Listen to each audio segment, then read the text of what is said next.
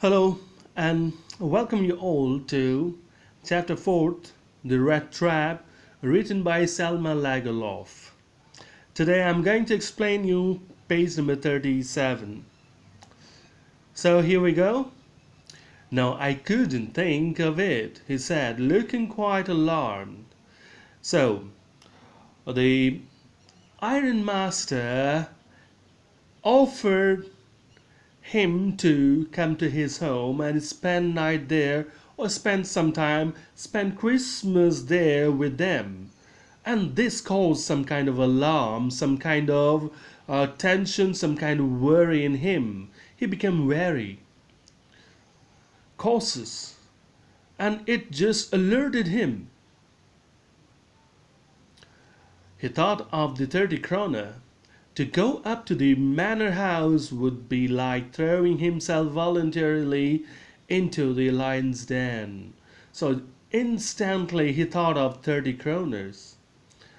And then he realized if he went to the manor house, that is the Iron Master's house, which was quite big, with land, plenty of land, and a big house there in the village.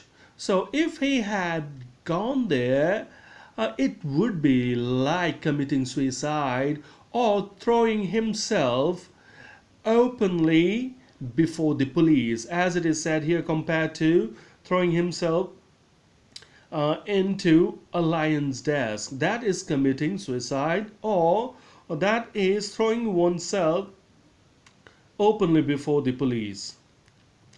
Okay, so he only wanted a chance to sleep here in the forge and then sneak away as inconspicuously as possible. So his desire was to spend the night there only. That is, he had come to the forge with the desire to spend the night, get some warmth, and then uh, just secretly sneak away, that is sleep away, that is move away secretly, that is unnoticingly, and then that is without coming into the notice of others. So in that way he decided to move out of that place. But here he found himself in a tight situation where he considered himself, or he found the situation as if he was throwing himself into lion's den, that is committing suicide.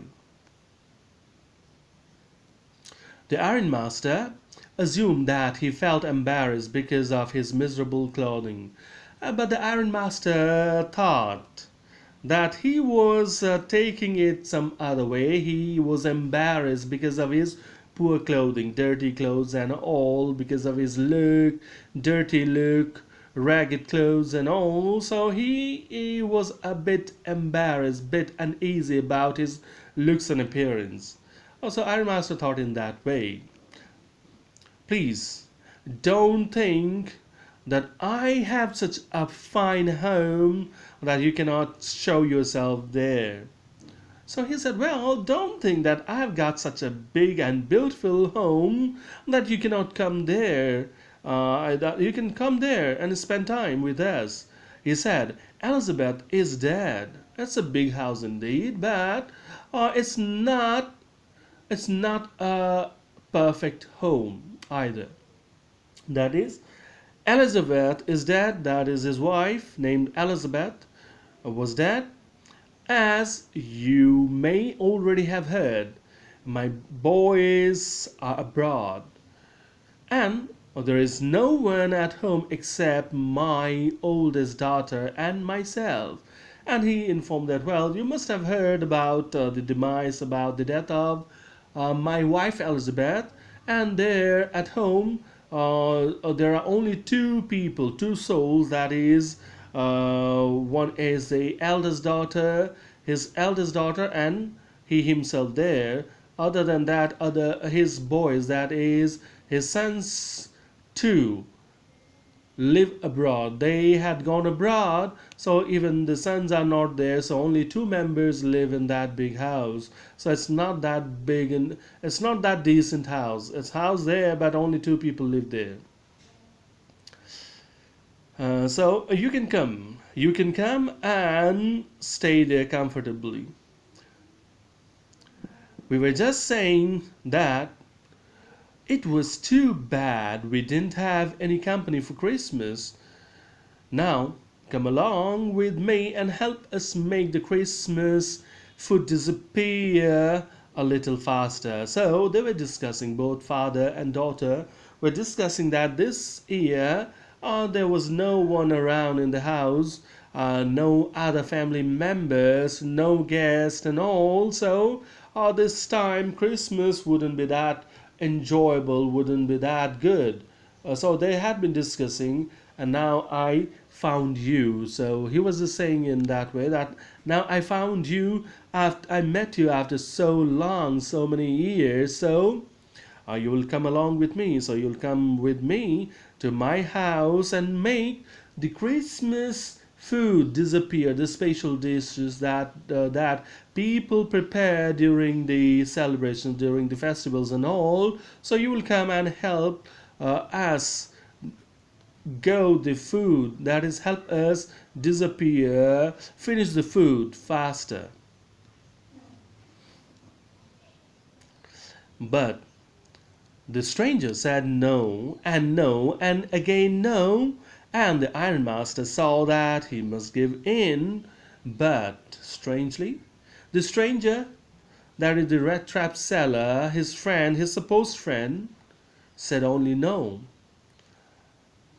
He rejected his proposal. He said, "No, I cannot come," and he reiterated it. That is, repeated it a number of times. But an ironmaster, who was dogged as well, and he now decided to do something that he would give in, that is, he would surrender, he would say, "Yes, okay, fine, I would come with you." So he decided to do that, do something different now. That is, his persuasion or his words were not sufficient, so he decided to do something else. It looks as though Captain Von Stale preferred to stay with you tonight, Sternstrom, he said to the master blacksmith, and turned on his heel. So after that he spoke to the ironmaster there, Sternstrom, and said that it seems that he wishes to spend this night with you. He's pleased to spend the night with you. And he gave a smile, but the ironmaster, with this smile, the ironmaster moved away from there, moved out of the forge. But he laughed to himself and he went away, and the blacksmith, who knew him, understood very well that he had not said his last word.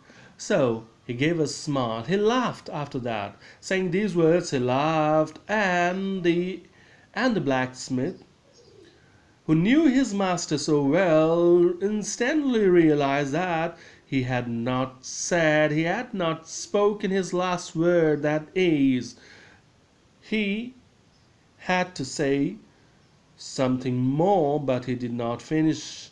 He did not say it. That is, something else is going to come. So let's see what's going to come here. It was not more than half an hour before they heard the sound of carriage wheels outside the forge, and a new guest came in. But this time it was not the ironmaster. So just within half an hour there came a carriage, and it stopped outside the gate of the mill. And then there came a new guest. It was not the ironmaster, but his daughter this time. He had sent his daughter, apparently hoping that she would have better powers of persuasion than he himself. So this time he sent his daughter because he believed that his daughter had better convincing powers, that she could convince a person very easily. So she had come here.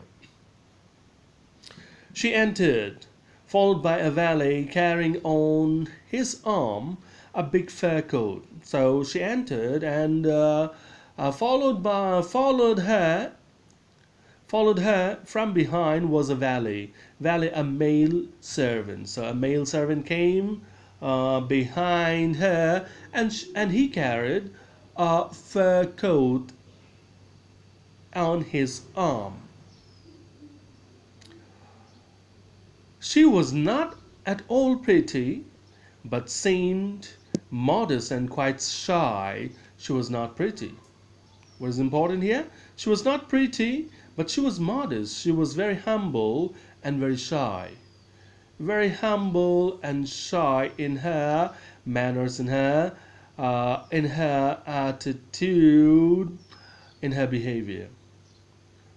And that is her character. In the forge, everything was just as it had been earlier in the evening, and everything remained the same in the forge as it was left by the Iron Master. The way Iron Master found things there at the forge, things were pretty much the same. They did not change their position, everything remained the same. The master blacksmith and his apprentice still sat on their bench, and iron and charcoal still glowed in the furnace. So everything remained the same. Iron Master and his helper both were seated on their bench, and the iron and charcoal glowed in the furnace. The stranger had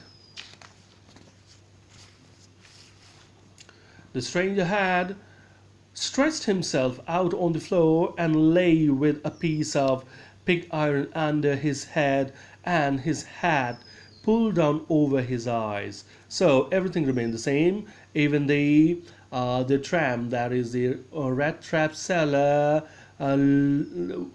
he too laid on the floor. He too lay on the floor the same way, and this time he had a pig iron under his head, and also pulled down his hat to cover his eyes. As soon as the young girl caught sight of him, she went up and lifted his head. The moment she caught sight of him, that is, she discovered him, she went straight up to the man and then removed the hat. The man was evidently used to sleeping with one eye open. He jumped up abruptly and seemed to be quite frightened. So as soon as the hat was removed, he jumped up instantly, and it was evident, it was clear that he always slept with one eye open. Always. In his sleep, he kept one eye open. So it seemed, rhetorically, it is said, because the moment the hat was removed from his eyes, he jumped up and stood and looked at the lady with fright. So this is all for now. Thank you.